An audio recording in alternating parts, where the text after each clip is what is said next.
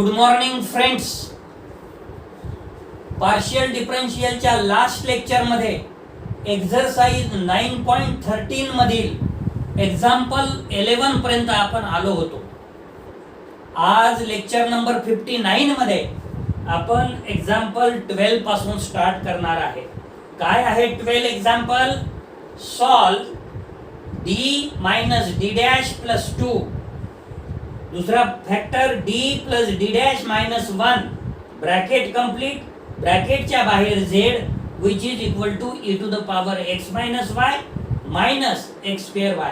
मित्र हो, याच्यामध्ये दोन केसेस आहे. एक केस जे आहे ते e to the power right hand साइडला ax प्लस by असेल ती, आणि दुसरी जी केस आहे ती राईट हँड साइडला जर x to the power m आणि y to the power n असेल तर सोल्युशन बघू आपण 12व्या एक्झाम्पलचं. केअरफुली बघा, कारण की याच्यामध्ये एक टर्म जे आहे कॅल्क्युलेशन मध्ये जर आपण एक्सपांड करत असताना काही टर्म जर न घेता कॅल्क्युलेशन केलं तर काय होतं नेमकं हे तुम्हाला आता बघायला मिळेल. काय आहे मग 12व्या एक्झाम्पलचं सोल्युशन आता स्टार्ट करू. Solution: the given differential equation is, पहिला factor d minus d dash plus 2, दूसरा factor d plus d dash minus 1, bracket complete, ब्रॅकेटच्या बाहेर z which is equal to e to the power x minus y minus x square y. For complementary function d minus d dash plus 2 into d plus d dash minus 1 which is equal to 0. पहिल्या factor मध्ये a ची किंमत -2 आहे आणि m ची किंमत 1 आहे. दुसऱ्या फॅक्टर मध्ये a ची किंमत 1 आहे आणि m ची किंमत -1 आहे, आणि म्हणून the complementary function is e to the power -2x phi 1 of y plus x plus e to the power x phi 2 of y minus x. Now particular integral is 1 upon d minus d dash plus 2 पहिला factor into 1 upon d plus d dash minus 1 हा दूसरा factor, in bracket e to the power x minus y minus x square y. या दोन्ही टर्मला आता आपण multiply करू. So which is equal to 1 upon d minus d dash plus 2 into 1 upon d plus d dash minus 1 into e to the power x minus y minus 1 upon d plus d dash minus 1 into 1 upon d minus d dash plus 2 into x square Y. फक्त फॅक्टरची अदलाबदल केलेली आहे. Order of factor can be changeable. पहिल्या याच्यामध्ये आपल्याला केस 1 use करायचा आहे. इथे d बरोबर a बरोबर व्हॅल्यू 1 आहे, d डॅश बरोबर b बरोबर व्हॅल्यू -1 आहे, आणि मग ही जर व्हॅल्यू आपण सबस्टिट्यूट केली तर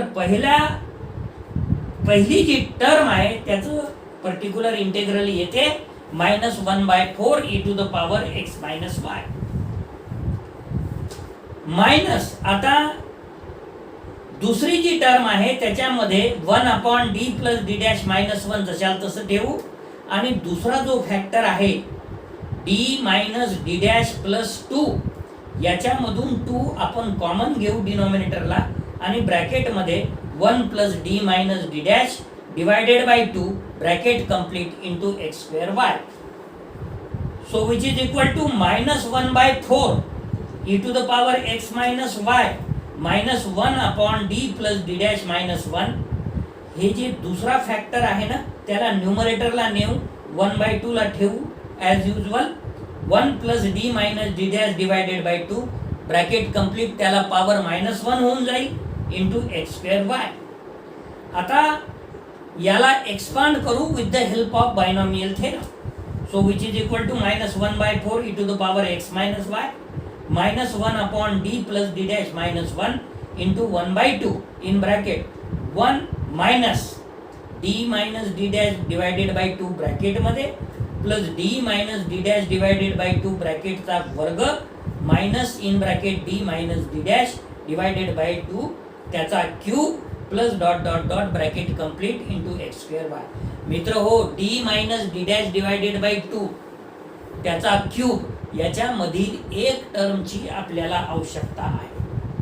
त्यामुळे ही टर्म आपल्याला घेणं गरजेचं आहे.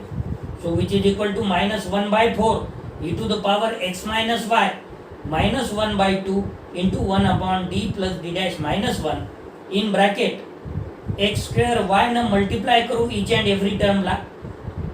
मग ब्रॅकेटमध्ये येईल x square y -1/2 d minus d dash ब्रॅकेटमध्ये ब्रॅकेटच्या बाहेर एक्स स्क्वेअर वाय प्लस 1/4 ब्रॅकेटमध्ये डी मायनस डी डॅशचा वर्ग त्याला एक्सपांड करू d square -2 d d dash plus d डॅशचा वर्ग ब्रॅकेटमध्ये आणि ब्रॅकेटच्या बाहेर एक्स स्क्वेअर वाय -1/8 2 चा क्यूब.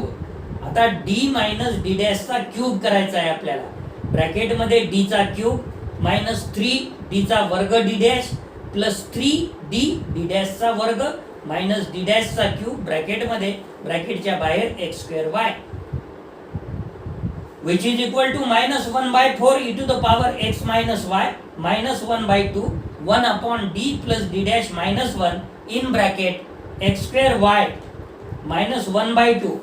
आता d वर जर x square y ऑपरेट झाला तर ब्रॅकेटमध्ये 2xy मिळेल आणि d डॅश वर जर x square y ऑपरेट झाला तर x square मिळेल, म्हणजे -1/2 in bracket 2xy - x square plus 1/4 D square वर जर एक्स स्क्वेअर वाय ऑपरेट झाला तर पहिली डेरिव्हेटिव्ह 2x येईल, दुसरी डेरिव्हेटिव्ह 2 येईल आणि आपल्याला मिळेल 2y. काय मिळेल? 2y -2 डी डी डॅश हे -2 पहिली जर डेरिव्हेटिव्ह काढली विथ रिस्पेक्ट टू x तर 2x मिळेल आणि डी डॅशचं 1 होईल, म्हणजे -2 इंटू 2x मिळेल. डी डॅशचा वर्ग 2 वेळा डेरिव्हेटिव्ह जर y ची काढली तर एक वेळा 1 येईल आणि दुसऱ्या वेळेस 0 होऊन जाईल, म्हणजे +1/4 इन ब्रॅकेट 2y - 4x आपल्याला मिळेल. -1/8 एक्स स्क्वेअर वाय वर जर डी क्यूब ऑपरेट झाला तर 0 येईल. -3 डी चा वर्ग डी डॅश जर ऑपरेट झाला तर -3 डी स्क्वेअर म्हणजे 2x2 आणि डी डॅश ऑफ y म्हणजे 1, म्हणजे -3 इंटू 2 येईल. बाकी तिसऱ्या म्हणजे डी डॅशचा क्यूब जर y वर ऑपरेट झाला तर 0 येईल आणि 0 मल्टिप्लाय येते 0, म्हणजे -1/8 इन ब्रॅकेट -6 येईल. So which is equal to -1/4 e to the power x minus y -1/4 e to the power x minus y -1/2 in bracket into 1 डिनॉमिनेटरला -1 कॉमन काढा in bracket 1 - d plus d dash ब्रॅकेटमध्ये आणि ब्रॅकेटमध्ये न्यूमरेटरला x square y -xy plus x²/2 plus y/2 -x plus 3/4 ही term तुम्हाला मिळेल. याला न्यूमरेटरला न्या, मग त्याला एक्सपांड करा with the binomial theorem. So which is equal to -1/4 e to the power x minus y plus 1/2 in bracket 1 plus d dash plus d dash ब्रॅकेटमध्ये त्याचा वर्ग प्लस डी डॅश ब्रॅकेटमध्ये त्याचा cube plus dot dot dot आणि ब्रॅकेटच्या बाहेर x²y -xy plus x²/2 plus y/2 -x plus 3/4. So which is equal to -e to the power x minus y divided by 4 plus 1/2 in bracket प्रत्येक टर्मने multiply करा x²y -xy plus x² divided by 2 plus y/2 -x plus 3/4 plus d dash ब्रॅकेटमध्ये आणि into ब्रॅकेटमध्ये x²y -xy plus x²/2 plus y/2 -x plus 3/4 plus d डॅशचा वर्ग करा d² plus 2 d dash plus d डॅशचा वर्ग आणि मल्टिप्लाय करा ब्रॅकेटमध्ये x²y -xy plus x²/2 plus y/2 -x plus 3/4. आता मात्र d प्लस डी डॅशचा क्यूब याच्यामधले एका टर्मची गरज आहे, परंतु आपण एक्सपांड करू. d चा क्यूब प्लस 3d चा वर्ग d dash plus 3 d d डॅशचा वर्ग प्लस डी डॅशचा क्यूब आणि ब्रॅकेटमध्ये x square y minus x y plus x square by 2 plus y by 2 minus x plus 3/4. आता मित्र हो,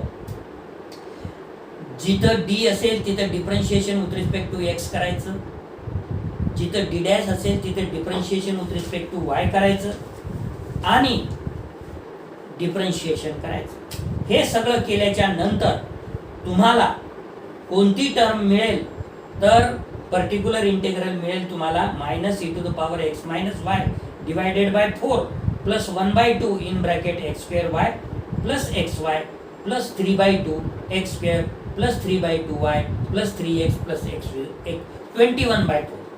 आणि hence the complete solution is z is equal to complementary function plus particular integral. Hence z is equal to e to the power 2x phi 1 of y plus x plus e to the power x phi 2 of y minus x minus e to the power x minus y divided by 4 plus 1/2 in bracket x square y plus xy plus 3/2 x square plus 3/2 y plus 3x plus 21 divided by 4. मित्र हो, हा झाला तुमचा example number 12. आता या एक्झरसाइजचा last example राहिलेला आहे 13 आणि ते आपण नेक्स्ट एक्झाम्पल मध्ये घेऊ, नेक्स्ट लेक्चर मध्ये घेऊ. या लेक्चरसाठी आपण इथेच थांबू. धन्यवाद.